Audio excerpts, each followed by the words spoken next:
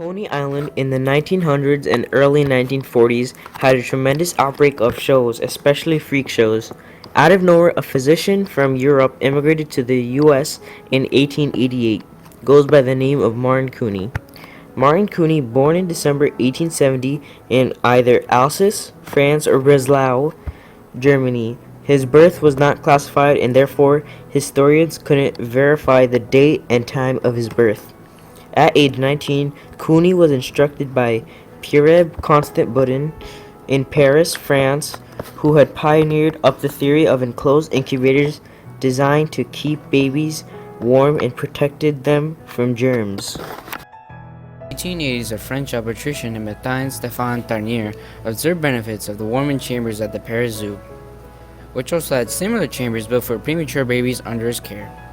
These incubators were introduced at l'Hôpital Paris Martinique in 1880. Dr. Pierre Boudin first published about these incubators in 1888. Also, the thermoregulation was solved by Dr. Boudin. Furthermore, Dr. Boudin was convinced by Tarnier that these incubators would save millions of babies around the world and had enlisted Dr. Couney as his associate in the World Exposition in Berlin in the year of 1896.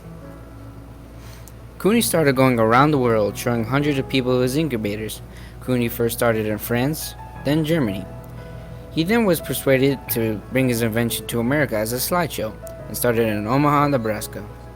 Furthermore, he moved to Chicago only for 18 months. However, there were too many healthy babies, so Martin Couney finally went to Couney Island in the 1900s.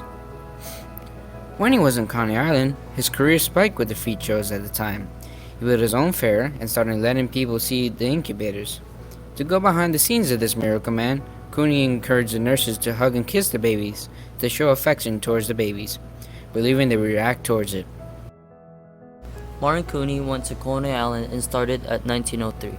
When he was building his facility, it cost him approximately $75,000 in order to build it. Back then, doctors didn't believe that any premature babies can be saved, so parents rushed their preemies to Dr. Couney instead.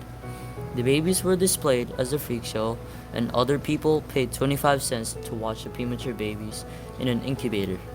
The parents of any of the baby in an incubator doesn't have to pay for anything. The visitor's payment is enough to pay for the operations costs, paid his staff a good wage, and had enough left over to begin planning more exhibits to help other parents that are in need. Throughout his career, that of 8,000 preemies in his care, 6,500 survived.